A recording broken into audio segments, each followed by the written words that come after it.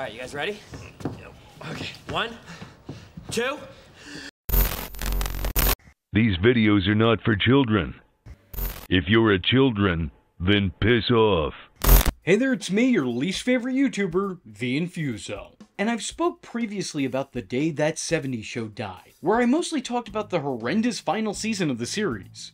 You're not funny. But I was surprised to find out how many people, though still hating the last season of the show, love the series finale. And while it was definitely the best episode of the bunch, for me it was still a terrible way to say goodbye. I'm gonna be honest, all of it feels wrong. Listen, I won't deny that there are worthwhile moments in this and inspired choices. There are. Like, for example, having that 70s show series finale take place on the last day of the 70s, heading into the 80s. I think that's a fantastic choice. It makes sense. But what makes less sense is everything else about this finale. Like, for example, first and foremost, Fez and Jackie are now an item, which in of itself just feels like a mistake. I almost want to end the video there. I feel like I justifiably could. Enough said. This pairing always felt wrong to me. I could never buy into their dynamic, as it seemed like they lacked any kind of romantic chemistry. Not helping matters was the fact that they were paired together after Jackie's serious relationships with both Hyde and Kelso. Two incredibly successful and beloved relationships that this current one was far inferior to.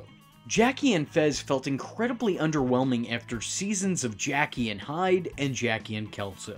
So this in of itself is a demerit against this episode and all of the episodes that led up to this. I could go on, but maybe that's a video for a different day. But to make matters even worse, their plot in this episode is the two of them struggling to share their first kiss together. Which doesn't make a whole lot of sense, considering that they've already kissed multiple times before. Most recently on an episode in this very season. So like their relationship, nothing about this plot feels real. It feels very conjured up and counterproductive to the show's canon. I get that the show emphasized as a couple once or twice, but again, they really only threw that in there almost to retort the negative feedback they might get. Like, they mention that once and it's in passing. I think they just say our first real kiss, but if you've kissed, you kissed. Your relationship status shouldn't affect that. It's still a kiss. There's nothing magical that's going to come from your latest kiss that didn't already happen from your last two. This was the show desperately searching around to give these characters something to do in the finale.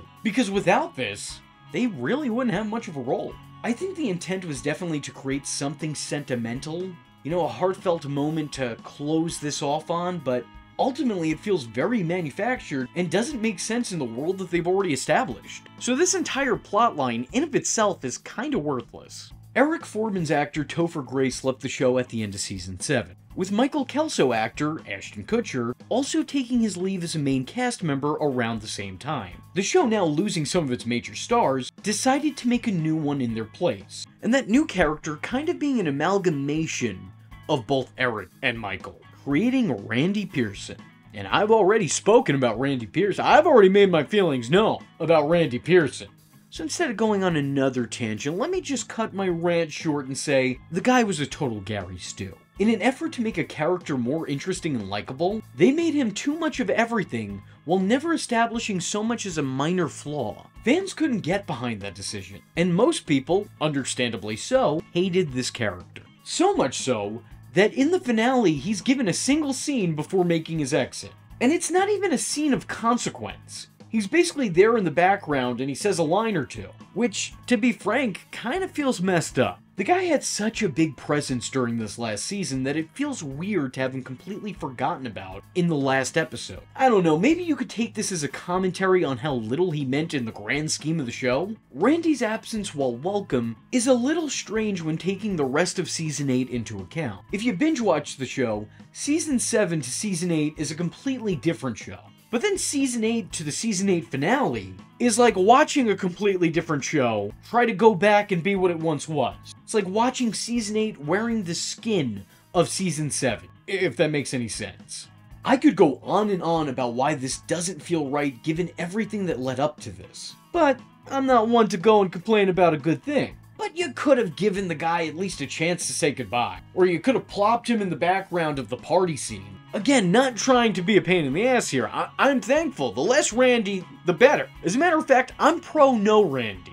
I don't think he was ever needed at all. I think he could have just bumped Leo up into the main cast and it would have been fine. Everyone would have been completely okay with it. But to have a character who was so important to the rest of this season serve no rhyme, reason, or purpose in the last episode just makes what you're doing feel very inconsistent. Don't get me wrong, Randy and the last season were bad, but like, they were consistently bad. Now it's both bad and inconsistent, and that's even worse. I think a lot of fans have basically been gaslit by nostalgia for this one. Because of course it's nice to see Eric and Kelso return, especially with how little we've seen of them recently. But at the end of the day, not much was done with either of their returns. Kelso isn't involved in any plots. He didn't have anything to do within the last episode, he was just there. He just came back to spew his catchphrases and play fight with Hyde. I guess that's not the worst use of Ashton Kutcher's talents, but it would have been nice if he actually factored into anything. Instead, Michael Kelso is just there to celebrate the end of a decade with his closest friends. You would think that he'd bring along his child, but you would have thought wrong. Not that that's really that big of a shock, as Kelso being a dad was really treated as a background plot point. Not too dissimilar to Ross as a parent on Friends. But I guess his inclusion was fine, not terrible by any means. Was it necessary? I mean, from a plot standpoint, no, but from a nostalgia standpoint, absolutely. Although having Hyde and Fez trick Kelso into jumping off the water tower kinda makes them seem soulless, as it's now canon that Charlie in fact died falling off of that same water tower. As a matter of fact, if I remember correctly, it's now named after him. It's not like the show forgot this either, because they would have to have short-term memory in order to have made such a mistake. But they definitely didn't, because they actually show footage of Charlie falling off the water tower mere moments before they push Kelso to do the same thing. They replay this moment in a montage of people falling off it. I get that it's a running gag and it's always been funny, but after you've established that a death has come from such an event, the context kinda changes. And the characters that once looked comically mean-spirited now look like serious attempted murderers. I mean, if you're trying to kill Kelso, there are probably 100 easier ways to do it. I personally would have went with, hey, I bet you can't lick that light socket. The sudden shock of seeing Eric Foreman again was enough to get a well-deserved round of applause. I'm not going to try to take away from the greatness of the moment itself, but I do, however, need to emphasize that this moment is only great because of Eric's absence in the last season. Eric and Donna's relationship was not at the height it once was when he left. The way the show went about writing Eric out and then doubling down with references to him in the next season made Eric come off as a total jerk. So his sudden return and instant rekindling of his relationship with Donna just sort of felt like a bland necessity. Obviously, these two characters were always going to be written to end up together. The logical closure point in this series is to see a reunion between the two, but I feel like the last two seasons of the show were completely counterproductive to their end goal. The show had made Eric Foreman so unfortunately unlikable, seemingly in an act of defiance or revenge against the actor's choice to move on. That 70s show cut its nose to spite its face, because the way they went about presenting Eric Foreman didn't make Topher Grace look any type of way, but it did make Eric Foreman look like a total dick. In trying to stick it to the actor, they sacrificed the character. They had gone against all the goodwill this character had built up, so when he finally comes back with this self-redeeming speech, it feels like it's too little too late. The show already diminished their relationship and took what was once a couple you rooted for and made its audience apathetic to them. Obviously these two have to end up together, but at this point, it didn't feel like it was out of true love, it was out of sad circumstance. There were no other reasonable romantic prospects for them, and they'd already laid out a foundation with each other, so it kind of feels like they were just stuck with each other. I guess some people see these two back together and think of the good times, but I personally could only remember where they ended off last. To make matters even worse, the show doesn't give its audience any concrete direction on where our characters are gonna go. I guess they don't really have to, but I think in an ideal world you would set up something for them. I mean, we know that the Foremans are going to stay in Point Place, and that's something to be celebrated, but Donna's on her way to college somewhere else. Where does that leave Eric and Donna's relationship? I guess we know that they're still together now in that 90s show, but does that mean that Donna put her life on hold again in order to make things work with Eric? And what's next for the rest of the characters? What's Hyde gonna do next? Where do you see yourself in 5 years? Prison. That one didn't age quite so well. I don't know, I think it would have been nice to see where everyone was headed and what their next step in life would be. Despite everything I've said up until this point, there are still some things I like about this episode. Obviously, there's a part of me that really enjoys the Eric comeback. I'm glad we got to see him, and more importantly, see him with Donna one more time. You know, my initial reaction was the same as everyone else's. It's only when you put a little bit more thought into it that it starts to become, well, quite sad.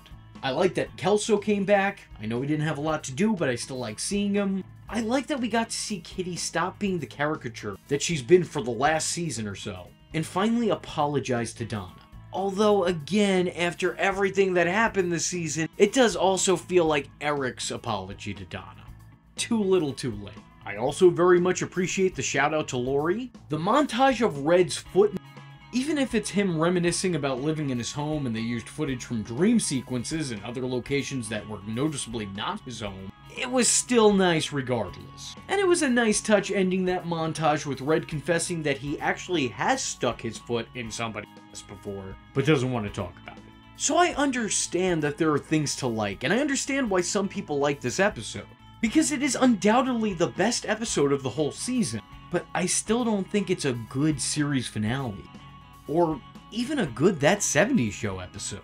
Almost nothing happens. And what does happen, well, I'll say it again for a third time, feels too little too late. This isn't a great series finale, it's just an episode that's better than some of the absolute worst episodes of That 70s Show. I can understand the love some people have for the episode. When the rest of the season was a dumpster fire, this episode at least reminds you of better times with some familiar faces. But outside of being comfort food for those who survived the rest of Season 8, I don't think it has much merit. It wasn't the greatest goodbye, but at least it was a definitive goodbye. And there are plenty of shows that don't even get that. There is at least something to be grateful for. And speaking of definitive goodbyes, I'm here to give my own. With that being said, if you like this video and want to see more That 70s Show content here on this channel, namely a Fez and Jackie related video, let me know in the comment section below by leaving a comment saying, "It was the 70s! I was your least favorite YouTuber, Infuso, and I thank you for watching.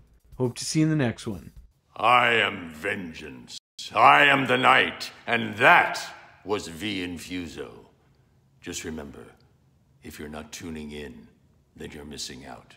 So, if you like the words that came out of his mouth hole, and you too would like to become a V-generate, don't forget to like and subscribe. Thanks for watching, nerds! And if you're not joining the fun, you're in for one bad day. And you know what they say about having one bad day?